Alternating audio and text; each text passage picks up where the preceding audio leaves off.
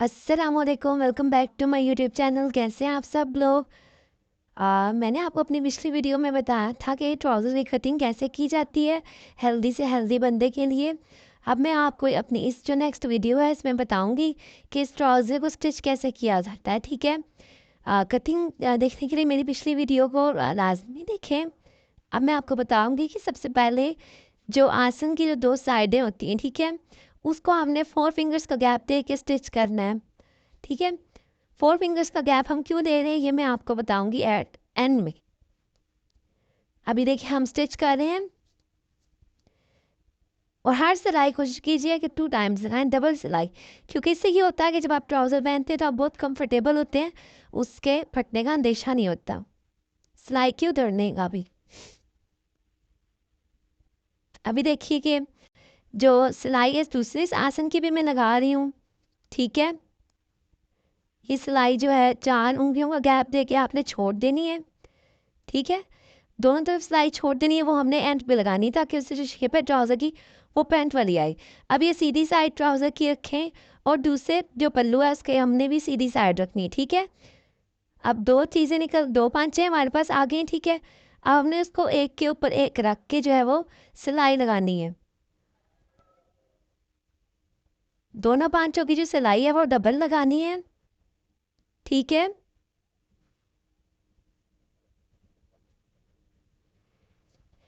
ये देखिए सिलाई जो है वो तकरीबन आधे इंच का जो गैप दे के लगा रही हूँ मैं।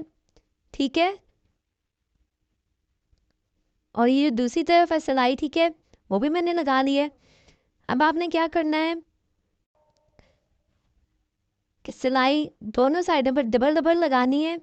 ये मैं दूसरे पांचे की सिलाई लगा रही हूँ, ये देखिए। ठीक है, ट्राउज़र की जो कटिंग होती है वो फिर आपको थोड़ी समझ आए नहीं, लेकिन ट्राउज़र की जो स्टिचिंग होती है वो बहुत ही ईजी होती है और बहुत ही विद इन 20 मिनट जो है वो आप घर में ट्राउज़र जो है वो सी सकते हैं। ठीक है, अब ये आपने कर ली है दोनों साइडों पर डबल डबल स्टिचिंग। अब आपने क्या करना है, जो पांचे की दूसरी साइड है, ठीक है, आपने उसकी स्टिचिंग करनी है।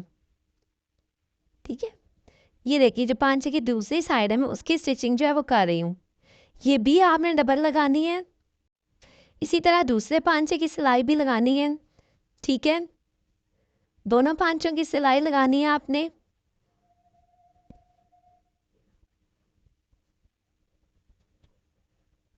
जो मेरे चैनल पर नए हैं काइंडली मेरे चैनल को लाइक करें, सब्सक्राइब करें।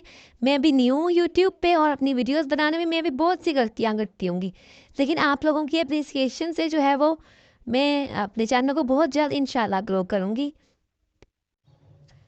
अब आपने क्या करना है, अब आपने पांचा फोल्ड करना है। ठीक है, अब आपने पांचा फोल्ड करना है। पांचे के लिए कुछ कपड़ा हम रखते हैं एक्स्ट्रा, क्योंकि जब पांचा ऊपर की तरफ फोल्ड होता है तो उसकी जो शेप होती है ट्राउज़र की, उस शेप में वो ज़्यादा उसको कपड़ा ज़रूरत होता है। ठीक है, तो थोड़ा सा मैं जो कपड़ा है वो एक्स्ट्रा रखती हूँ बाहर की तरफ मोड़ के, ताकि जब हम पांचा ऊपर की तरफ फोल्ड करें तो उसमें कोई भी चुनट ना पड़े। ठीक है, पांचे की जो बाहरी सिलाई है उसमें बेशक चुनट आ जाए, लेकिन जो पांचे की जो मेन ऊपर वाली साइड होती है उसमें बिल्कुल भी चुनट ना आए। इसके लिए हम क्या करते हैं, उल्टी साइड पे थोड़ा सा कपड़ा जो है वो हम एक्स्ट्रा रखते हैं।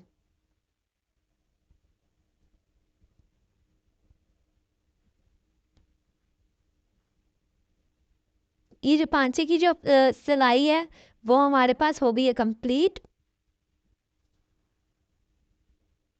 इसी तरह आपने दूसरा पांचा भी जो है वो तैयार कर लेना है।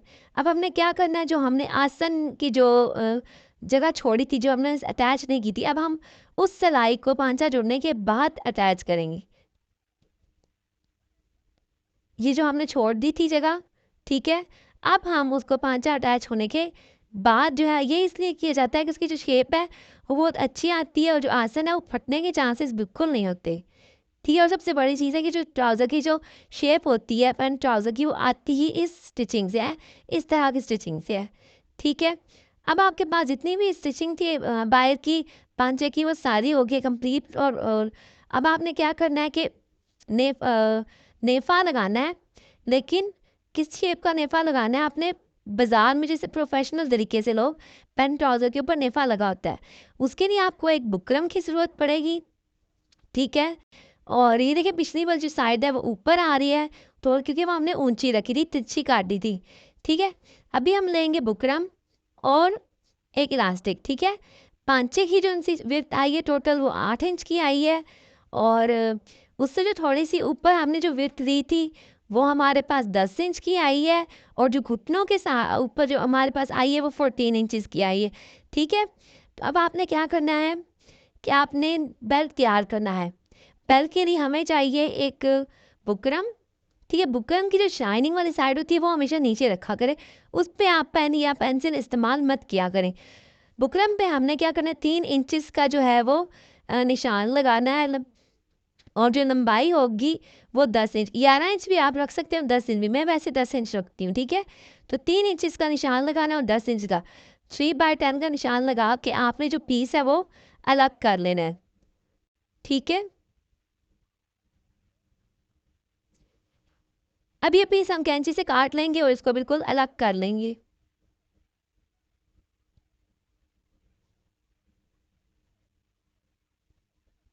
कोई भी चीज़ मुश्किल नहीं होती, बस उसको एक बार करने की हिम्मत होनी चाहिए। ठीक है, इसे हमने ऐसे फोल्ड क्यों किया मैं आपको भी बताती हूँ। अब हमने क्या करना है, जो पांचा जो शलवार है हमारे पास, जो अगला और पिछला हमारे पास हिस्सा है, उसको हमने सिर्फ एक छोटी सी क्रीज बना के, ये बिगनर्स के लिए, ठीक है, छोटी सी क्रीज बना के आपने इसको पूरी सिलाई लगा देनी है। अभी मैं सिलाई लगा के आपको दिखाती हूँ, ये देखें। अब जो सीधी साइड होगी वो कौन सी होगी, जो साइड छोटी है, जो लंबाई में छोटी आ रही है वो सीधी होगी, उसको हमने उल्टा करके उस पर हमने अटैच करनी है बुकरम, जो हमने काटी है। बुकरम का भी सेंटर लेना है और सिलाई का भी। ठीक है, यहाँ पे हमने सिंपल ऐसे बुकरम रख के जो है वो अटैच कर देनी है। बुकरम अटैच करने के बाद हमने क्या करना है कि बुकरम को फोल्ड करना है। ठीक है, और दोबारा से इसके ऊपर जो है प्रेसिंग करनी है। ये जो बेल्ट है ये आप, अब इसमें आपने इलास्टिक लगानी है इस बेल्ट में, और सिंपल तरीके से जो है वो सिलाई लगा के पूरे नेफे के अंदर जो है आपने इलास्टिक को फिट कर देना है। ठीक है, अब मैं मशीन पर आ गई हूँ, और अब ये देखिए कि ये मैंने रख दिया अपनी तरफ बेल्ट को, एक साइड से मैं सीधे सिलाई लगा रही हूँ। ठीक है, सिलाई लगाते हो आप डबल भी सिलाई लगा सकते हैं। ठीक है, और अगर डबल नहीं भी लगाते तो कोई इसमें हर्ज नहीं है। सिलाई लगा के आखिर कॉर्नर पे आपने इसमें क्या फिट करना है, इलास्टिक को। ठीक है, अब मैं इलास्टिक फिट कर रही हूँ। इलास्टिक फिट करते हुए सिलाई जो है वो 2 से 3 बार दोहरा लें, ताकि जो इलास्टिक है वो बिल्कुल भी ना निकले।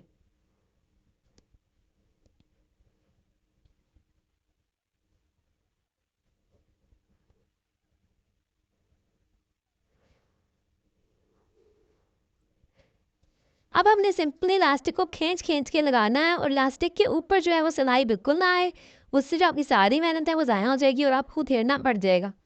इसे चेक करने के लिए आप क्या करें कि साथ साथ इलास्टिक खींच के देख लें कि कहीं पे इलास्टिक जो है वो सिलाई के बीच में तो नहीं आई। अब यहाँ पे एक टेक्निक जो है वो थोड़ी सी यूज़ होगी, जो पहले सिलाई आ रही है, जोड़ आ रहा है, ठीक है, उसके बाद आपने चुन्नट डालनी है 2 से 3। वो चुन्नट क्यों डालनी है मैं आपको बताती हूँ। कम से कम 2 से 3 चुन्नट जो है वो आपकी लाजमी आएगी। वो चुन्नट इसलिए डालनी है कि जो पहले जो पीछे का जो हमने कपड़ा रखा था वो हमने तिरछा रखा था, यानी कि वो एक्स्ट्रा हो जाता है, तो उसको बराबर करने के लिए 2 से जो 3 चुनते हैं वो लाजमी आएंगे। अब देखिए, आप सिलाई अगर बराबर हो गई है तो इसका मतलब एक साइड की जो चुनते हैं वो हमारी डल रही हैं। अब सेकंड साइड पर भी हमने वही करना है, जितनी फर्स्ट साइड पे चुनटें डाली हैं हमने, यहाँ पर भी उतनी डाली है, ताकि जो कपड़ा है वो बिल्कुल बराबर आ सके। अब हमने वापस जो है बुकरम में इलास्टिक डाल के दूसरी साइड से हमने क्या करना है कि सिलाई को क्लोज कर देना है। इसी तरह जब लास्ट पे भी आप सिलाई लगाएं, 2 से 3 बार बुकरम को लगाएं ताकि बुकरम निकले ना। अब आप एक एडिशनल सिलाई जो देखते होते हैं रेडीमेड ट्राउजर्स में, सेंटर में लगी होती है, मैं वो सिलाई लगाने जा रही हूँ। अगर आप वो नहीं भी लगाते तो उसमें कोई हर्ज नहीं है। ठीक है, मैं अब ये सिलाई लगाने जा रही हूँ। ये जो है हमारे ट्राउज़र की जो है वो बस आखिरी सिलाई है। अब हमारा जो ट्राउज़र है वो कम्प्लीटली तैयार हो गया है। ट्राउज़र को सीने के बाद मैं आपको इसको अच्छी तरह से प्रेस करके उसकी कंप्लीट जो शेप है वो भी दिखाऊँगी। अगर आप मेरे चैनल पर नए हैं तो प्लीज़ प्लीज़ प्लीज़ मेरे चैनल को लाइक कर दें, सब्सक्राइब कर दें और बेल आइकन के बटन को दबा दें, ताकि मुझे हौसला अफ़ज़ाई मिलती रहे और मैं और मेहनत करूँ और आपको अच्छी-अच्छी वीडियोज़ दिखाती रहूँ। ये देखें, कंप्लीट जो है हमारे पास बेल्ट अटैच हो गया बिल्कुल प्रोफ़ेशनल तरीके का। ठीक है? जब आप बाज़ार से ट्राउज़र लेते हैं तो बिल्कुल ऐसे ही उस पे बेल्ट लगी होती है। ये हमारे पास प्रोफ़ेशनल तरीके का जो पेंट ट्राउज़र है वो तैयार हो गया है।